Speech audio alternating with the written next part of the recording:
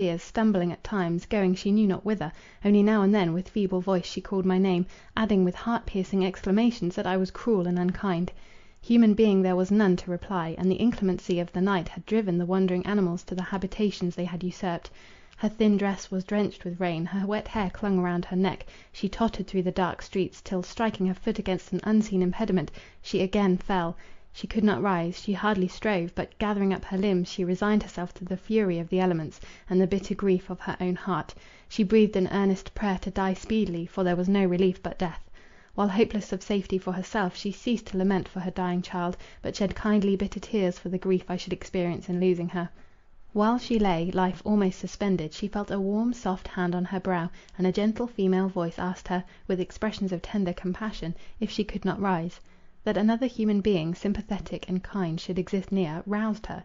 Half rising, with clasped hands and fresh springing tears, she entreated her companion to seek for me, to bid me hasten to my dying child, to save him, for the love of heaven, to save him. The woman raised her, she led her under shelter, she entreated her to return to her home, whither perhaps I had already returned. Idris easily yielded to her persuasions. She leaned on the arm of her friend, she endeavoured to walk on, but irresistible faintness made her pause again and again. Quickened by the increasing storm, we had hastened our return. Our little charge was placed before Adrian on his horse. There was an assemblage of persons under the portico of our house, in whose gestures I instinctively read some heavy change, some new misfortune. With swift alarm, afraid to ask a single question, I leapt from my horse; the spectators saw me, knew me, and in awful silence divided to make way for me. I snatched a light, and rushing up stairs, and hearing a groan, without reflection I threw open the door of the first room that presented itself. It was quite dark, but as I stepped within, a pernicious scent assailed my senses, producing sickening qualms, which made their way to my very heart, while I felt my legs clasped, and a groan repeated by the person that held me. I lowered my lamp, and saw a negro, half clad, writhing under the agony of disease, while he held me with a convulsive grasp. With mixed horror and impatience I strove to disengage myself, and fell on the sufferer. He wound his naked festering arms around me, his face was close to mine, and his breath, death-laden, entered my vitals. For a moment I was overcome, my head was bowed by aching nausea, till reflection returning, I sprung up, threw the wretch from me, and darting up the staircase, entered the chamber usually inhabited by my family. A dim light showed me Alfred on a couch. Clara, trembling, and paler than whitest snow, had raised him on her arm, holding a cup of water to his lips. I saw full well that no spark of life existed in that ruined form. His features were rigid, his eyes glazed, his head had fallen back.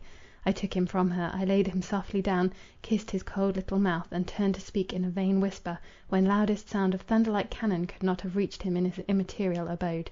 And where was Idris? That she had gone out to seek me, and had not returned, were fearful tidings, while the rain and driving wind clattered against the window, and roared round the house. Added to this, the sickening sensation of disease gained upon me. No time was to be lost, if ever I would see her again. I mounted my horse, and rode out to seek her, fancying that I heard her voice in every gust, oppressed by fever and aching pain. I rode in the dark and rain through the labyrinthine streets of unpeopled London. My child lay dead at home. The seeds of mortal disease had taken root in my bosom. I went to seek Idris, my adored, now wandering alone, while the waters were rushing from heaven like a cataract to bathe her dear head in a chill damp, her fair limbs in numbing cold. A female stood on the step of a door, and called to me as I galloped past.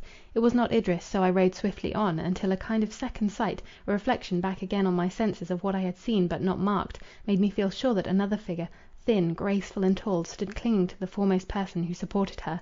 In a minute I was beside the suppliant. In a minute I received the sinking Idris on my arms. Lifting her up, I placed her on the horse. She had not strength to support herself, so I mounted behind her, and held her close to my bosom, wrapping my riding cloak round her, while her companion, whose well-known but changed countenance—it was Juliet, daughter of the Duke—could at this moment of horror obtain from me no more than a passing glance of compassion. She took the abandoned rein, and conducted our obedient steed homewards.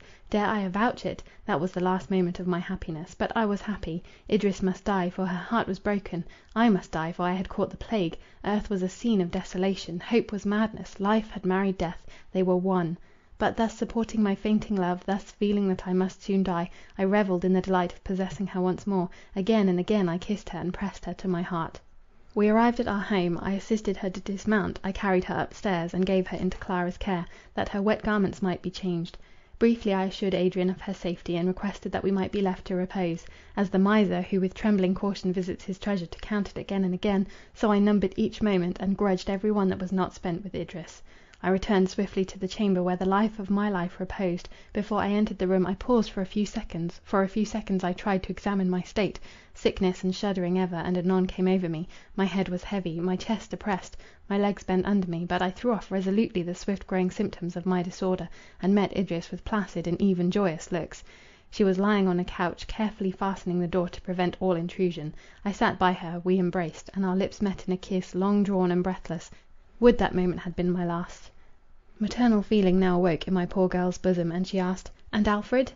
"Idris," I replied, "we are spared to each other, we are together. Do not let any other idea intrude. I am happy even on this fatal night. I declare myself happy beyond all name, all thought. What would you more, sweet one?" Idris understood me. She bowed her head on my shoulder and wept. "Why," she again asked, "do you tremble, Lionel? What shakes you thus?" "Well may I be shaken," I replied, "happy as I am. Our child is dead, and the present hour is dark and ominous. Well may I tremble, but I am happy, mine own Idris, most happy."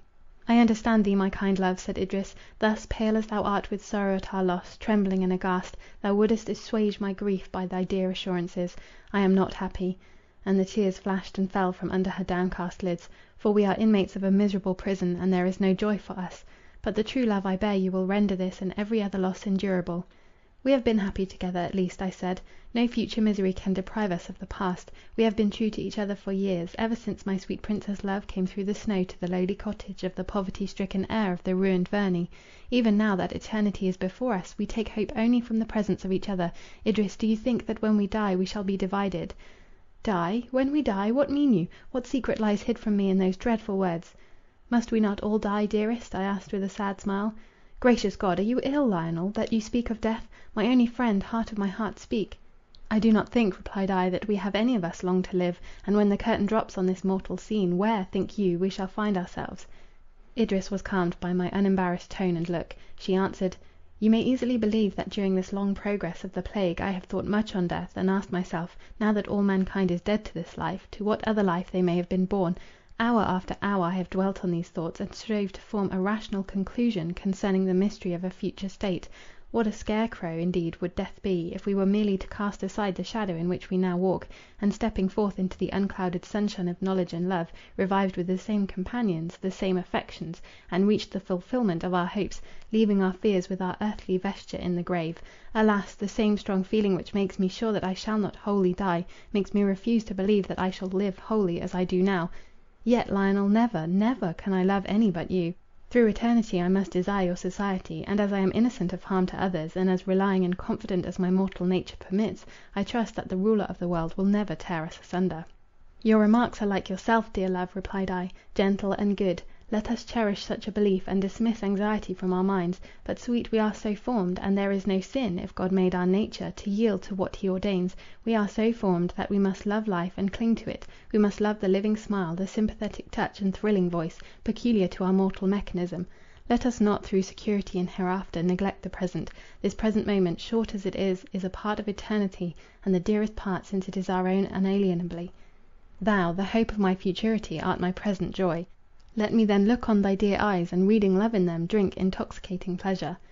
Timidly, for my vehemence somewhat terrified her, Idris looked on me. My eyes were bloodshot, starting from my head; every artery beat, methought, audibly; every muscle throbbed; each single nerve felt. Her look of wild affright told me that I could no longer keep my secret. "So it is, mine own beloved," I said, "the last hour of many happy ones is arrived, nor can we shun any longer the inevitable destiny. I cannot live long, but again and again I say, this moment is ours." Paler than marble, with white lips and convulsed features, Idris became aware of my situation. My arm, as I sat, encircled her waist. She felt the palm burn with fever, even on the heart it pressed. "One moment," she murmured, scarce audibly, "only one moment." She kneeled, and hiding her face in her hands, uttered a brief but earnest prayer that she might fulfil her duty and watch over me to the last. While there was hope, the agony had been unendurable. All was now concluded. Her feelings became solemn and calm. Even as Epicharis, unperturbed and firm, submitted to the instruments of torture, did Idris, suppressing every sigh and sign of grief, enter upon the endurance of torments, of which the rack and the wheel are but faint and metaphysical symbols. I was changed. The tight-drawn cord that sounded so harshly was loosened, the moment that Idris participated in my knowledge of our real situation. The perturbed and passion-tossed waves of thought subsided, leaving only the heavy swell that kept right on without any outward manifestation of its disturbance, till it should break on the remote shore towards which I rapidly advanced. "It is true that I am sick," I said, and your society, my Idris, is my only medicine. Come and sit beside me."